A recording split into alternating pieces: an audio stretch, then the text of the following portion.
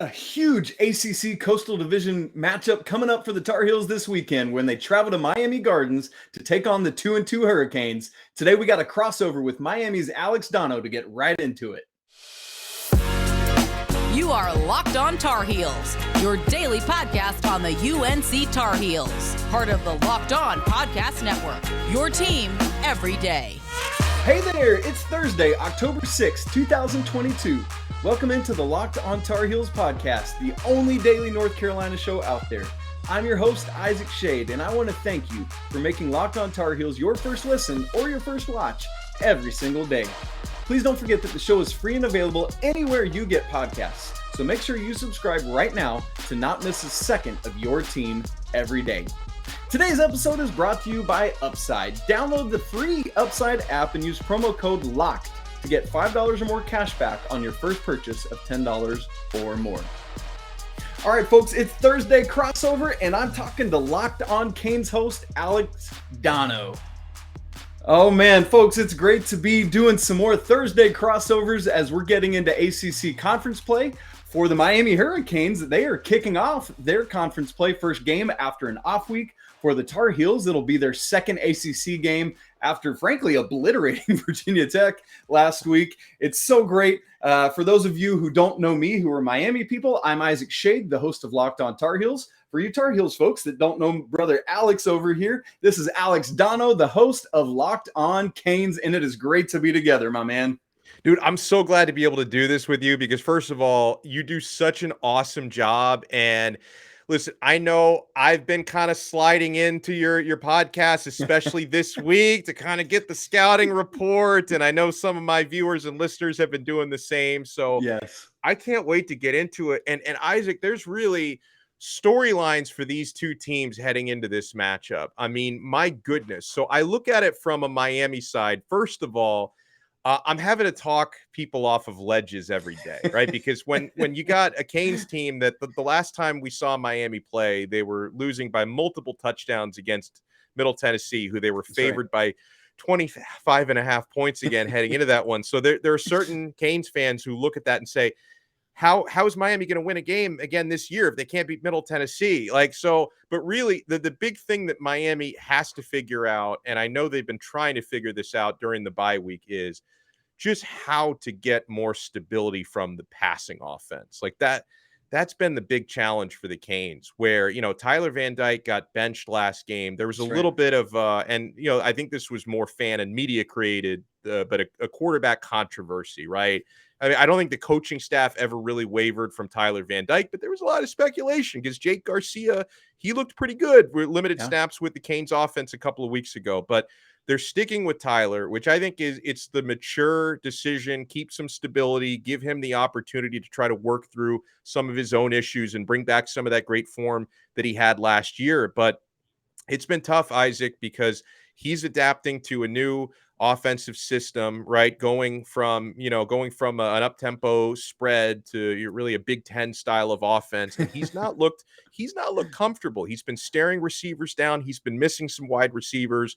Miami has had a difficult time keeping wide receivers healthy. His favorite target, Xavier Restrepo, is going to be out for several more weeks.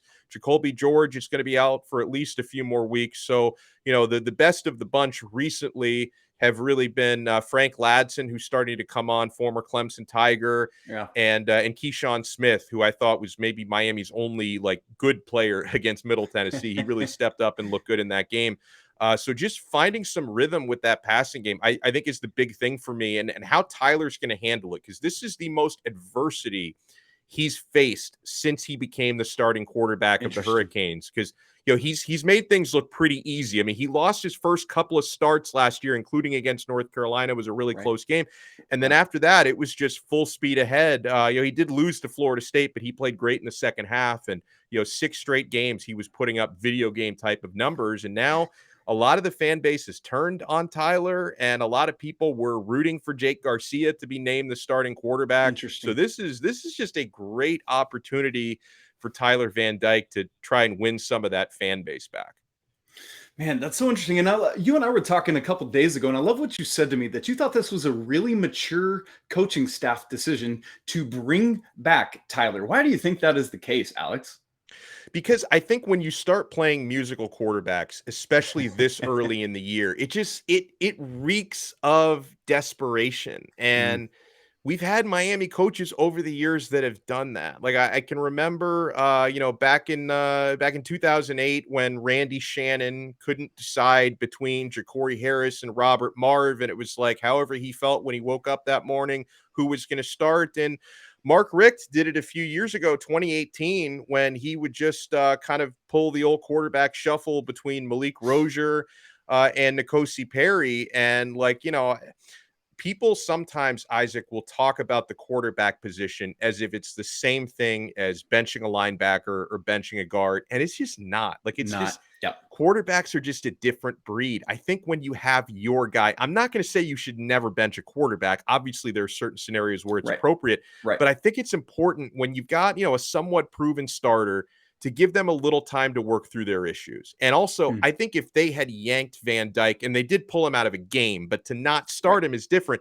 If they had decided not to start him, I don't think you can turn back. I think if you turn to Jake Garcia, he's got to be your guy. And then what if Jake struggles? Do you try to switch back to Tyler? So I think he deserves this opportunity. And I think, hopefully it's not to the detriment of Miami's play on the field, because Tyler hasn't looked good the last couple games. But I think it's the right decision by the staff to let him try and work out these issues.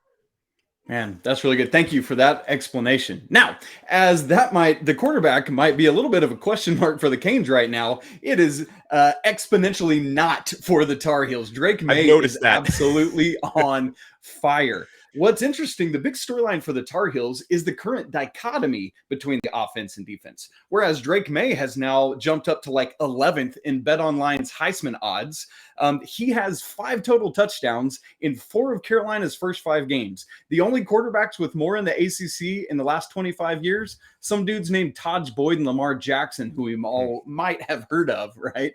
And so while the offense is up to I believe they're 7th in the nation in total offense per game, the defense is the huge question mark for this team. They, heading into the Virginia Tech game, were 126th in Division I out of 131 teams in defensive yards allowed per game. And so while the Miami offense might be struggling, it's week on week at this point. And so the question that Tar Heels are asking all over the country right now, from fans to media, was what the Tar Heel defense did against Virginia Tech last week, holding them to 10 points, the first time holding a team under 20 this year, the first time keeping a team scoreless for an entire half. Was that a product of North Carolina taking some steps forward, or was it a product of Virginia Tech's anemic offense, to put it kindly? My take on it all week has been that it's somewhere in between. Clearly, the Tar Heels are taking some strides, moving along, but also we can't count out the fact that Virginia Tech was extremely weak on offense. And so the question then is, heading down to Miami Gardens, what is to be learned, even though Miami has had their fair share of some offensive struggles to start this season? What are we going to find out about this defense on the road? And I know last time the Tar Heels were down in Miami, it was not pretty, shall we say. 62-26, Javonte Williams, Michael Carter putting up more rushing yards on the ground individually than Sam Howell did in the air, which was just stupid. I know that was the case, but what is this going to look like as Miami is really working to see what we've got offensively, while the Tar Heels are still trying to figure themselves out defensively? And so I think both these fan bases are really curious to see what happens on that side of the football. And you and I have even sent some texts back and forth about that this week. Yeah, I've been wondering because something's got to give, right? You've got an offense that's down bad versus a defense that's down bad. I mean, that's probably where the game is going to be won or lost. Absolutely. And the stat, Isaac, that's been most troubling for Miami's offense, because for the most part they've done a decent job moving the football between the 20s. It's once they get into the red zone, they haven't had any answers. Miami has failed to score touchdowns in 18 of their 21 red zone trips this year. Obviously, you hope that's just one of these statistical aberrations that gets kind of worked out throughout the year, but it's been pretty ugly, and most of that was in the Texas A&M game where they were basically living in the red zone and just not doing anything with it. All right, so that's one of those things where they've just got to in the red zone where everything tightens up. It's a sign of how much the passing game has struggled when they just can't find anyone open in the end zone. And interestingly enough, the numbers on that are crazy. I didn't realize that. North Carolina's offense is 18 for 20 in the red zone on touchdowns, 19 for 20 scoring. The only time that one where they didn't score was a kneel down at the end of the Florida A&M game. So of their own doing, they're one possession shy of perfection in the red zone. So those stats, that dichotomy is really interesting to me. Man, crazy stuff right there, Donno. I love it. We do want to get more into some of these key matchups, maybe these the Carolina D against the Miami O. We'll look at that in just a second, but first, I want to tell you about Upside. From cringing at the pump to getting an eye-popping check at your favorite restaurant, inflation is hitting us all where it hurts. And Donno, it really hurts. And that's why That's why I started using Upside, which is an incredible app for anyone who buys gas, groceries, or dines out. With every purchase, I'm earning cash back thanks to Upside. Now, hear me, Isaac, say I legitimately use this app every time I go to the gas pump. Saved me a ton of money this summer with the gas prices so crazily inflated. It really does work, and I promise you it's easy. So to get started, download the free Upside app, use our promo code LOCKED, and get $5 or more cash back on your first purchase of $10 or more. Next, claim an offer for whatever you're buying on Upside. Check in at the business, pay as usual with the credit or debit card, and get paid. In comparison to credit card rewards or loyalty programs, you can earn 3 times more cash back with Upside. Users are earning more than $1 million every week, and that's probably why they have a 4.8 star rating on the App Store. So download the free Upside app and use promo code LOCKED to get $5 or more cash back on your first purchase of $10 or more. Again, that's $5 or more cash back on your first purchase of $10 or more using promo code LOCKED. All right, Mr. Donno, let's get into this. Some key matchups that we each believe are going to win this game for either team. Why don't you start? Well, man, I'm tempted to go with something on Miami's offense, but knowing the formidable pass offense that Miami's going up against, I think the single most important player on the Miami Hurricanes this weekend is going to be cornerback Tyrique Stevenson. Okay. He's Miami's best cover guy, all the experience in the world. He's got good size. He's so big that sometimes people worry a little bit about his speed. I can imagine we're probably going to see a lot of Tyrique Stevenson on Josh Downs.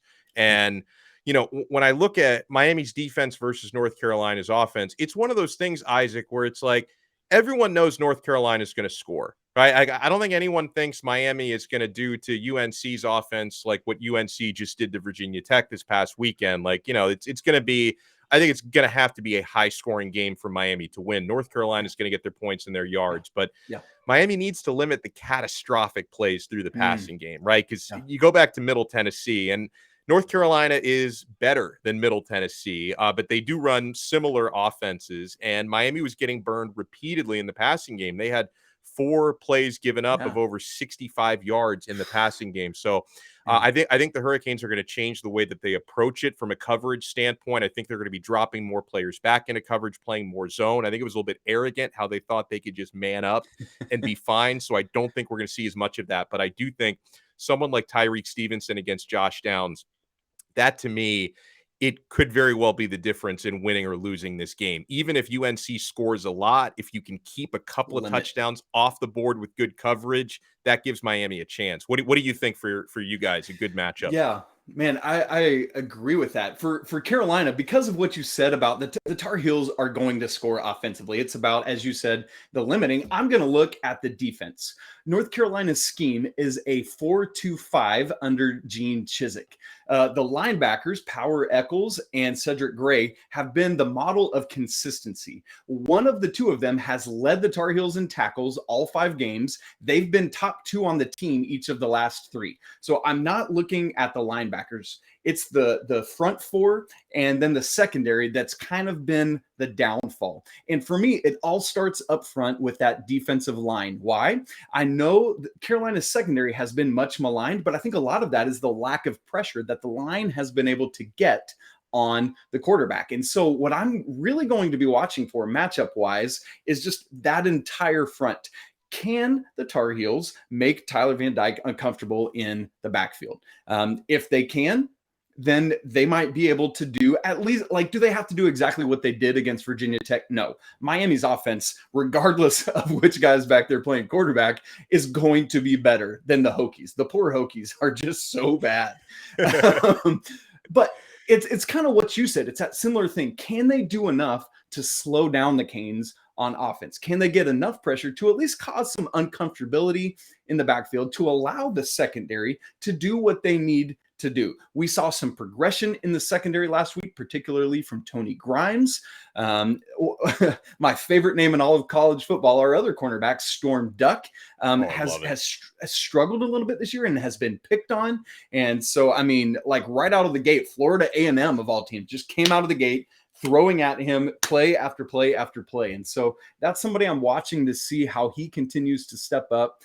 Carolina's got some of their secondary a little bit banged up, some guys coming back, but won't be back on Saturday for this game. And so, again, a lot of scoring on the secondary, but for me, I'm watching the line. What can they do to enable the secondary to not have to guard in space for quite as long? And so it's interesting there. We're both looking at some of those, hey, we got to do some limiting, but ultimately that it's not about stopping, it sounds like, in this game. And that's going to lead to that high scoring outcome that you talked about there, Donno. Yeah, and I'm glad, you talked about putting pressure on Tyler Van Dyke, because also this is going to be a pivotal game for Miami's offensive line.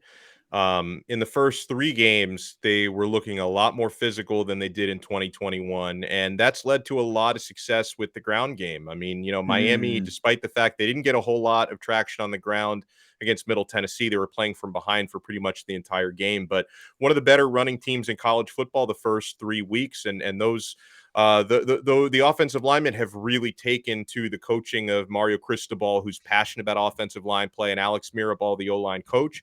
They took a huge step back, though, against Middle Tennessee. Just a lot of guys just looked like they didn't get off the bus for that game. So they need to return to that physicality. I mean, it was, even last year, was a decent pass blocking unit. The big difference has been the run blocking. And so, we'd all love to see, at least down here, we'd love to see a bounce back game for Tyler Van Dyke. But at the same time, we know Miami's offensive identity. They want to run to set up the pass. And if they can't do that, it's just going to put more pressure on Van Dyke. So it's going to be really important for that offensive line to get into a rhythm early on, because, Miami's got some running backs who can go downhill pretty well. Henry Parrish is a horse, and Thaddeus Franklin is a real big guy, tough to take down, 240 pounds. So, Miami would love to establish that early. And it takes precious time off the clock as well. Man, that's good stuff. Well, all of that setup, folks, leads us to be able to now get into talking about where we think this game is going to go, predictions, scores, and just final recap of what Mr. Alex Donno and I are watching for.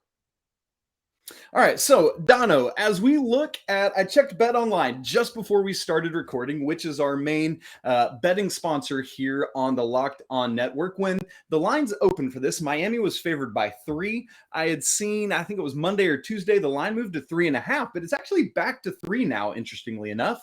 The over-under kicked off at 65.5 and has bumped up to 66.5. I think the betting markets are seeing what you and I are, that this is probably going to be a high-scoring affair. Last year, I believe 45-42 there in Chapel Hill, which cleared that over very, very easily. And so as you look at the outcome of this game, Mr. Alex Donno, what do you see happening? Yeah, I'll make full predictions because that's what we do. But the prediction I feel most comfortable with, what you were hinting at, I think I like the over in this game because again, like Miami has showed some holes in the defensive secondary. There are certain players that the teams have made a habit out of picking on. You're going to be looking for DJ Ivey out there. He's a guy who's been picked on quite a bit this year. And, I'm kind of cautiously optimistic Miami's going to be able to find some points as well. So this, I think it's going to be a similar score to what we had last year. I think maybe in, home field advantage could maybe be the difference. Hopefully, fans actually show up and go crazy because, I think for a conference game, I think they're going to show up. I'm going to go 42-41 Miami. I think it's going to be a game that comes out to, ironically, in a game of offense, it's going to come down to maybe a final stop. I think that's what we're going to see here. And I think that if a big play needs to be made on defense on a final North Carolina drive, it's probably going to come either from number 56, Leonard Taylor, on that defensive line, maybe a big sack or a big TFL, or it could come from number 0, James Williams, who is usually the playmaker in that safety group. Okay, man, that's great. And that's one thing I wanted to ask you. Let me go ahead and ask this are there any lasting ramifications from the hurricane down there in Miami? Yeah, not really on this side of the state. It was, Okay. It's crazy because you drive like 100 miles to the other coast, and yeah, it was really, really bad in like the Naples, Fort Myers area. Oh, yeah. Not really anything to speak of down in the southeastern part of Florida. Okay, that's what I thought, but it triggered it when you were talking about the home field advantage. It just reminded me. I wanted to ask you if that was any effect on this week or there in Miami. Well, it could be from this standpoint because I do have to shout out. I know a handful of awesome Canes fans who do drive over from that side of the state. So I don't know. We may have because I know some of the best Canes fans I know live in the Fort Myers area, and obviously completely understand if some of y'all can't make the trip over this weekend. If you're still, literally repairing your houses and your lives and all that, so it could have a little effect from that standpoint. Not so much from the locals, but Miami is a team that people do travel from other parts of the state to see. Okay. Yes. Thoughts and prayers, man, to all those communities as they do that work of rebuilding.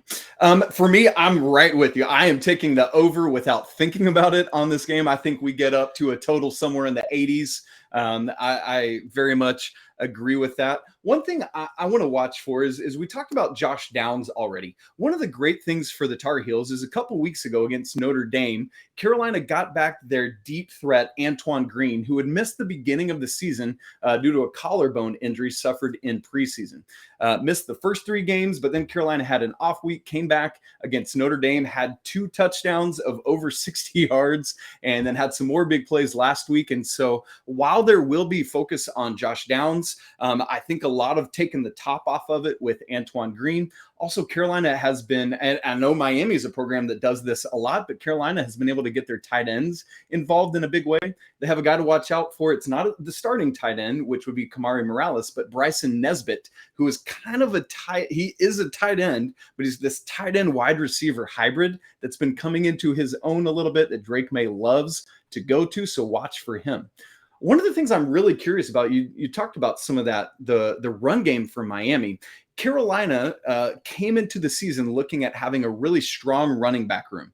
Due to some injuries and other things, that room has shrunk down significantly to where most of the season, the starter has been true freshman Omarion Hampton, who wasn't even an early enrollee. He came in the summer, but just is an absolute stud. However, last week, Caleb Hood, who has been in the program for several years, got the starting nod. So really curious to see what the Tar Heels do there. They did pick up over, it was like 170 on the ground against Virginia Tech, who was only allowing 80-something per game, which is stupid. But that's going to be something to watch. Carolina has had a lot of success through the air, but what can they do on the ground? Ultimately, I think it'll be enough. And it's funny, I was going to go with an absolute mirror score to last year, 45-42 again.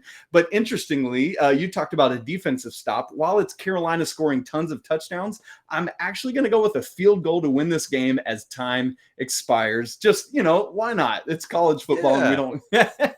So, but man, Donno and I are right there together in that 40-something range for both teams. And I think that is probably a very legitimate expectation for us to look at. Yeah, and I love it. Like, man, it's crazy how like making predictions kind of part of our job. I hate doing it because I feel like I can never win. If I predict Miami to lose, they get on me. If I predict Miami to win and they lose, you mushed us. You caused this. So, oh man, let's hope for a tie. I know you can't tie in college football, but and then we wind up on cold takes exposed, and it's a whole thing, man. Yeah, but man, it really seems like. I think we've said it several times. I think the thing that we're all watching for is what happens when Miami has the football. As you said earlier, I think that is what ultimately decides the outcome of this game. Yeah, I agree. And Miami's gotten some decent injury news this week. Their running back core, which has been affected by long-term injuries, the short-term injuries are looking okay because Henry Parrish and Jalen Knighton will both be fit to play, as will on the defense Tyreek Stevenson, who I mentioned will be very important, and another corner, Daryl Porter, are both healthy enough to play. So that's going to be big. And hopefully, Isaac, we get through clean game, no injuries, because we never want to see that. And may the team that scores the most points win. That's usually how this game works out, Alex Donno. And let's be honest, this is a huge game for the Coastal. The division is wide open, it seems like. Teams taking some weird losses. Whoever wins this game probably has a really good leg up in the ACC Coastal. Amen to that. All right, we're going to see it all playing out at 4 p.m. Eastern time on Saturday. To you Canes fans, to you Tar Heels fans, thank you so much for tuning in. We can't wait to see a great game Saturday afternoon. That's it for today's episode of Locked on Tar Heels. Coming up tomorrow, Mr. Anthony Pagnotta joins me for our preview, the North Carolina full preview of this game. Please don't forget, each week in October, we are doing a drawing as part of our Drive for 5. This week, you have an opportunity to win a free $10 Starbucks card. All you have to do is subscribe to our YouTube channel and let us know that you're in. We'll know that if you have a public account. Man, if you want to follow the show on Twitter, you can do that at Locked On Heels. You can follow me at Isaac Schade. Get more on the ACC by making Locked On ACC your second listen of the day. Host Candace Cooper and the local experts of Locked On take you around the conference in 30 minutes, 5 days a week. Would love it if you would subscribe to the show, smash the like button, and leave some great comments on your thoughts. Really appreciate you hanging out with me on a Thursday talking about the Tar Heels, and I want to remind you that it is always a great day to be a Tar Heel. Until tomorrow, peace!